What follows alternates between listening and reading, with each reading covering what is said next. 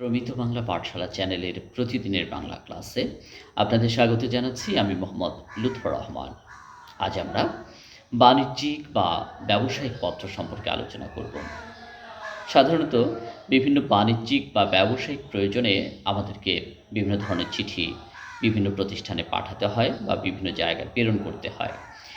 এই যে বাণিজ্যিক যোগাযোগ রক্ষার্থে যে চিঠিগুলো রচনা করা হয়, সেই ধরনের চিঠিকেই আমরা বলছি বাণিজ্যিক বা ব্যবসায়িক পত্র। সাধারণত এই ধরনের পত্রে এক ধরনের আবেদনপত্র রচনা করতে হয়। যে প্রতিষ্ঠানের কাছ থেকে আমরা ব্যবসায়িক বা বাণিজ্যিক প্রয়োজনটি আমাদের রয়েছে, সেই প্রতিষ্ঠান বরাবর এবং আমাদের যে প্রয়োজনটি অর্থাৎ আমরা সাধারণত ক্রয় বিক্রয়ের উদ্দেশ্যেই বাণিজ্যিক পত্রগুলো রচনা করে থাকি।